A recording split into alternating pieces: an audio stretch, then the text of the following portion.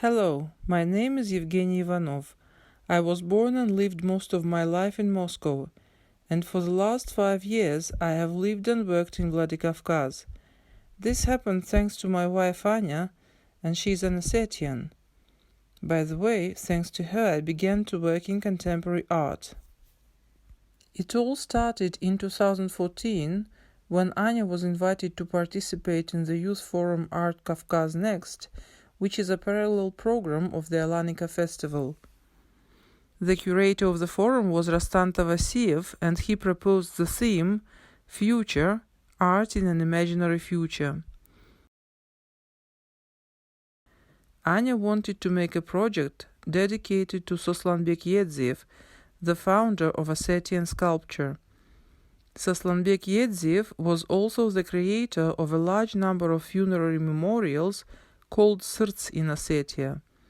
They are located both in mountain villages and on the plain, and are made in an absolutely unique style with some unbelievable warm-heartedness. Each of them has its own character, and by right they are considered the cultural heritage of Ossetia.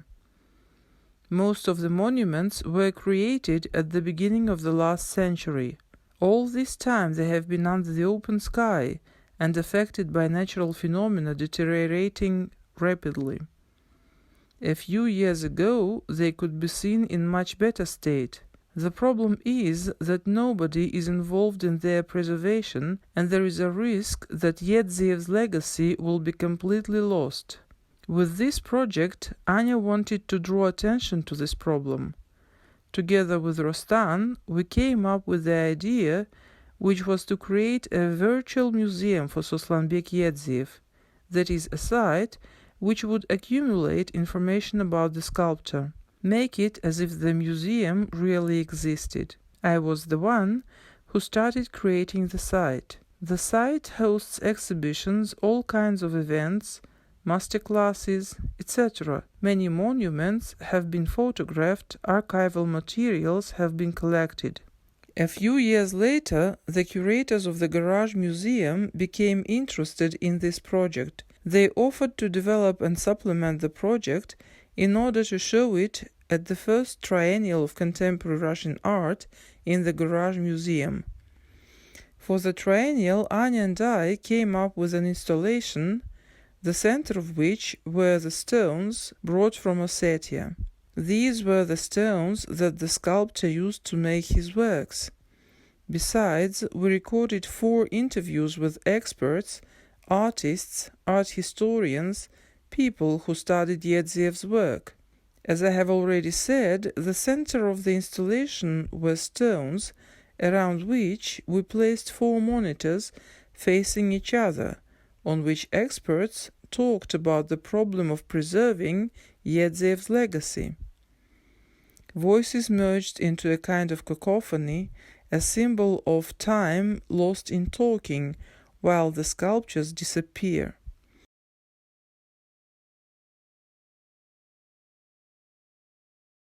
И когда я уже оказался Надо здесь, сказать, что начал работать, то Это нельзя говорить, как бы участник конечно, отдельно большой благодарность. Евгений говорит, что очередной есть. мы увлекались, конечно, Содержание такой создал, и там педагоги требуют наиболее известен. Георг классическое Георг отношение Эдзиев модели, организовал и к миру, своих отношения. Ввести Его мое термин. увлечение было... So imperceptibly for myself, I became a co-author of a contemporary art project, which was actually my first project.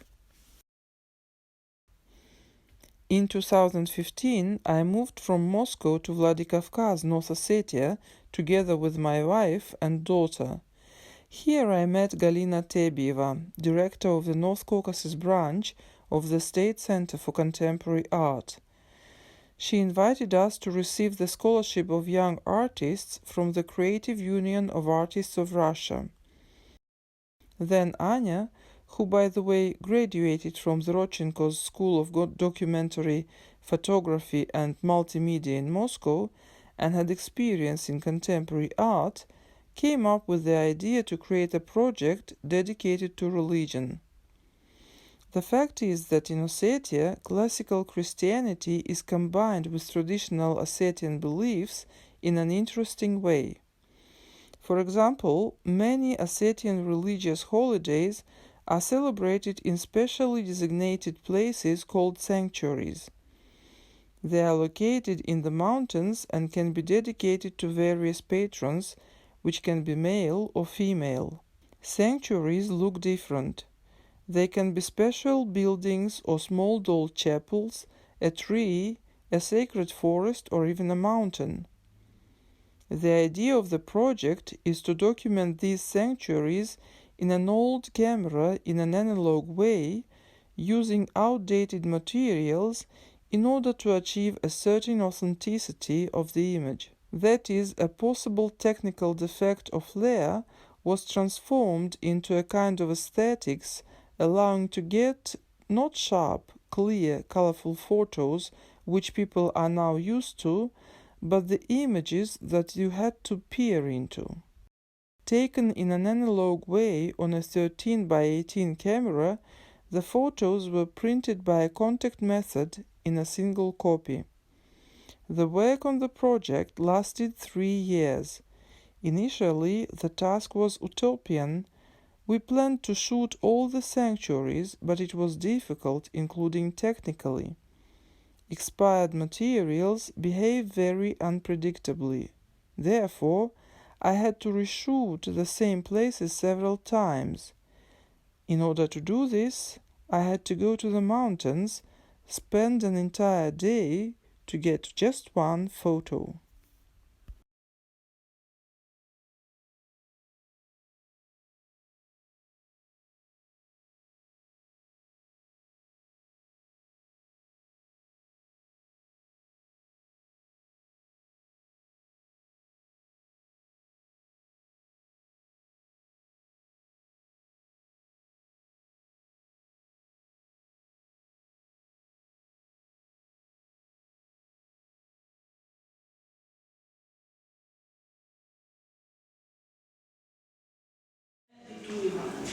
Я в прошлом году поехала на экскурсию в Цей. Каково же было мое удивление и негодование, когда я увидела, что, оказывается, есть туристический маршрут к святилищам над Майером и Реком. Я в шоке. Не паломничество, а именно туристический маршрут. Попяли. Сообщение обрывается. Отвечает Савва Иванов. Нужно запретить этот маршрут. Марина Битуева отвечает Савве Иванову. Абсолютно согласна. Как это сделать? Куда обратиться? Я готова пойти к кому угодно. Кто сможет решить этот вопрос? Ну, не знаю, кто это полномочен сделать. The next work, which I would like to talk about, is dedicated to the tragedy in the Karmadon Gorge. It's called The Tourism of Sorrow.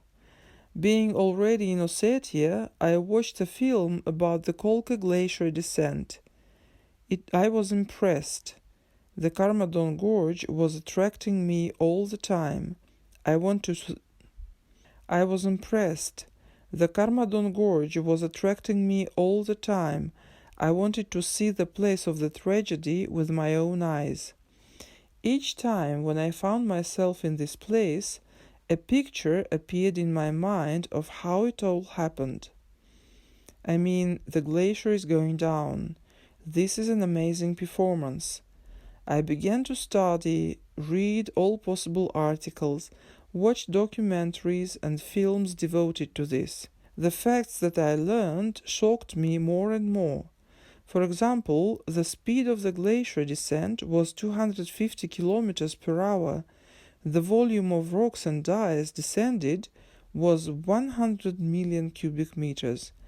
I constantly went to the gorge, stood on the already melted glacier and imagined. The landscape of the Karmadon Gorge has completely changed. Highways and tunnels were buried at a depth of 70 meters. It was believed that a group of Director Bodrov could be under one of them at the time of the glacier descent. There was an idea that if one of the stones could block the entrance to the tunnel, then perhaps it would be possible to hide in it. In short, I constantly traveled to the Karmadon Gorge and took 360-degree panoramas.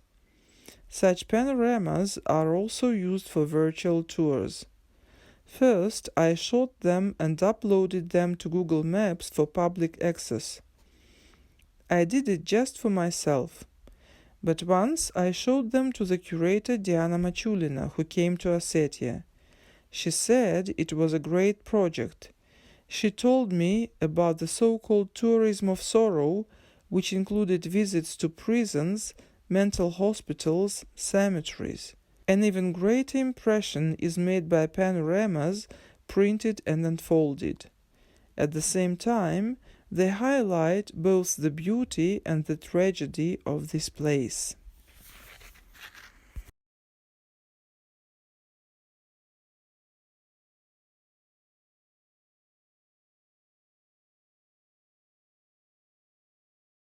Next work is devoted to the topic of ecology. As a Moscow resident, I really appreciate that in half an hour I could find myself in a completely different reality. In the mountains, where there are no people, where there is fresh air, where I can be alone with myself and where I can relax. For local residents, apparently, it is so habitual that they no longer appreciate it. Heaps of garbage are a common sight in the mountains. This work, a multi-channel video installation, was made for the Alanica festival. You enter a room and find yourself walking in a fairy forest filled with quadraphonic sound that imitates the sounds of the forest. Everything was recorded so that the viewer felt immersed in nature.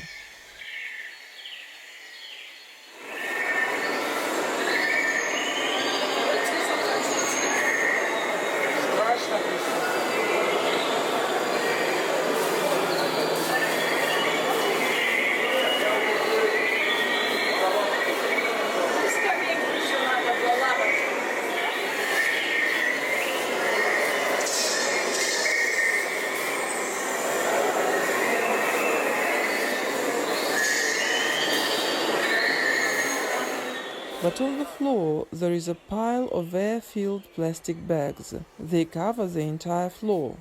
The bags are not perceived like garbage, rather on the contrary like a field full of dandelions.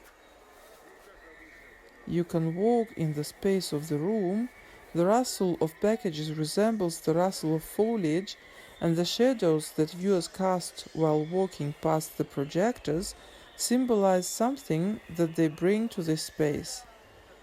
I wouldn't like this project to be categorical or critical. I wanted to create a space that would be rather good than bad. The last work, done during the pandemic, is called 14 Days.